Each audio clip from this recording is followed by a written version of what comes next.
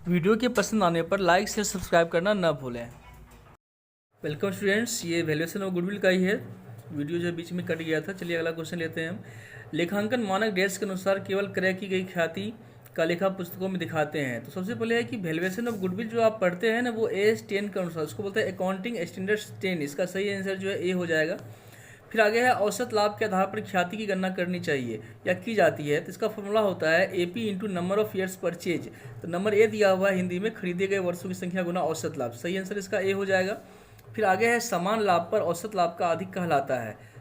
ये जो है ना, समान लाभ औसत लाभ AP माइनस NP, तो इसको बोलते हैं इंग्लिश में सुपर प्रॉफिट, हिंदी में इसको बोलते हैं अधिलाभ। इसका सही आंसर क्या है? ए है, अधिलाभ है।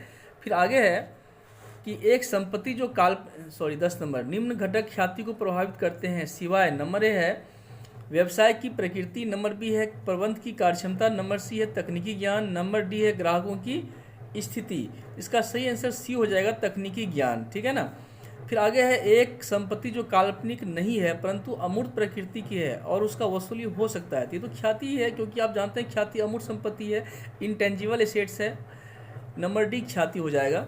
फिर आगे है इनमें से कौन सी ख्याति के मूल्यांकन की विधि नहीं है। ठीक है ना, मतलब किस विधि से हम ख्याति का वैल्यूएशन नहीं करते हैं।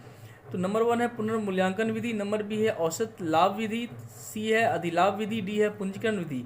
तो नंबर ए जो है ना रिवैल्यूएशन, ये छोड़ के बाकी तीनों विधि है। क्वेश्चन कहता है नहीं है, इसका सही आंसर ए हो जाएगा, रिवैल्यूएशन मेथड।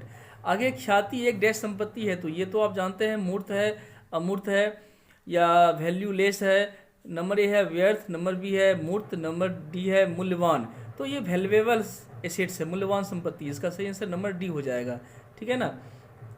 तो अगला क्वेश्चन है ख्याति गणना का भारित औसत विधि का प्रयोग किया जाता है जब, नंबर 1 है भार समान हो, भार के बढ़ने की प्रवृत्ति, नंबर सी है भार के घटने की प्रवृत्ति, नंबर डी है या तो बी या सी। तो इसका सही आंसर जो है ना बी भी है, सी भी है। तो सी या बी या सी दोनों में से कोई एक हो जाएगा।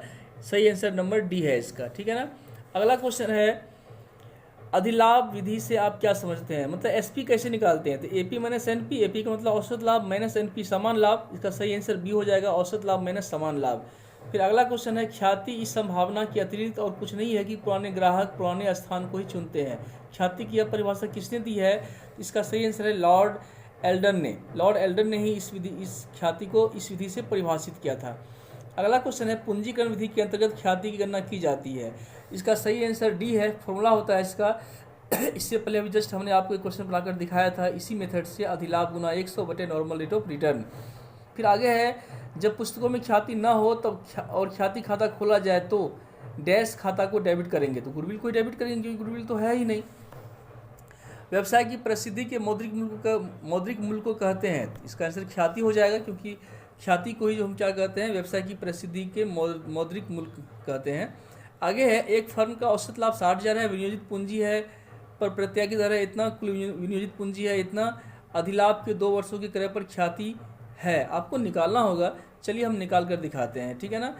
औसत लाभ दिया हुआ है 60, पूंजी है 4 लाख और रेट है 12.5%। आइए यहाँ लेते हैं हम, ये पहले आप NP निकाल लो। NP बराबर 4 लाख का 12.5%, 12.5%। ये हो जाएगा 12 पंचे 60, बढ़ चुका 48, 2 50।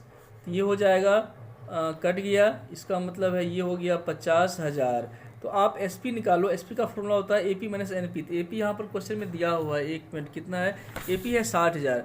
ये 60,000 माइनस 50,000, ये हो जाएगा 10,000। आपको निकालना है गुडविल। तो ये इसका फॉर्मूला होता है SP गुना 100 बटे नॉर्मल रेट ऑफ रिटर्न। कितना रेट दिया हुआ है, सॉरी अधिलाभ निकालना है आपको, अधिलाभ के 2 वर्षों पर। अधिलाभ हो गया 10,000, 10 को आप 2 से गुना कर लीजिए, कितना हो जाएगा 20,000। इसका सही आंसर हो जाएगा 20,000। SP निकल गया था 10, 10 को आप 2 से गुना कर लीजिए, 10 गुना 20,000। ठीक है ना। आइए अगला क्वेश्चन देखते हैं। आगे है पिछले 3 वर्षों की औसत लाभ के दुगुने पर ख्याति की मूल्य क्या होगी। तो 3 वर्ष का लाभ दिया हुआ है 4 5 6, 4 5 9 6 15, 15 को 3 से गुना कर लीजिए, 5 हो जाएगा। 5 को जो है ना क्या करना है आपको, दुगुना। तो 5 दूना 10, इसका सही आंसर बी हो जाएगा 10,000। ठीक है।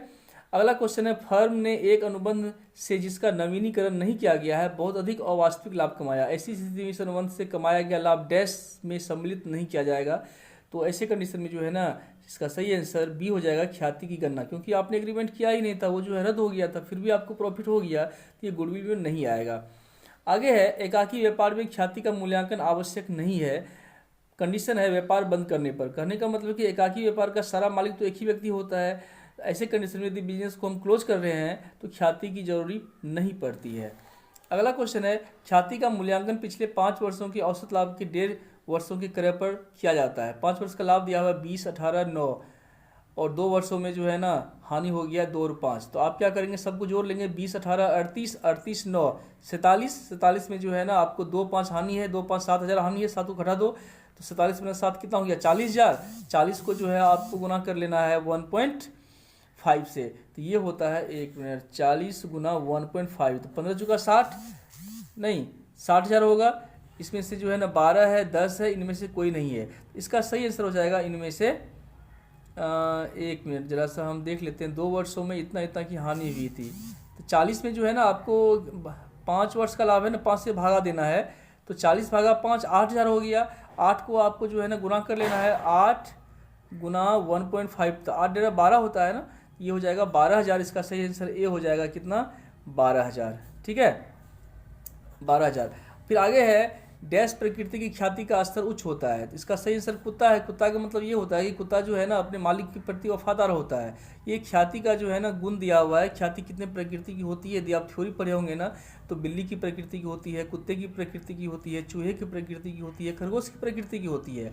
जो कुत्ते की प्रकृति की ख्याति होती है ना, ऐसी कंडीशन में क्या होता है, जो भी कस्टमर होता है वो प्राय उसी दुकान पर जाता है, कि दुकान का स्थान बदल भी गया ना, फिर भी ग्राहक जो है वहीं पर पहुंचेगा। तो ऐसे कंडीशन में उसकी ख्याति क्या होती है, अधिक होती है। इसका सही आंसर कुत्ता हो जाएगा, सॉरी कुत्ते। अगला क्वेश्चन है, डैश की प्रकृति की ख्याति क्षमता निम्न होती है, तो ये जो है ना इसका सही आंसर हो जाएगा खरगोश की। खरगोश में कंडीशन क्या होता है, जहाँ खरगोश रहता है ना वही रहना पसंद करता है, वो अपना स्थान नहीं बदलता है। तो ऐसे कंडीशन में यदि आपका दुकान बदल जाए तो कस्टमर आपका जो है वहाँ तक नहीं पहुँचेगा और आपकी ख्याति घट जाएगी। इसका सही आंसर हो जाएगा खरगोश। तो चलिए, ये था हमारा वैल्यूएशन ऑफ गुडविल का सेकेंड पार्ट। वीडियो के पसंद आने पर लाइक शेयर सब्सक्राइब करना ना भूलें।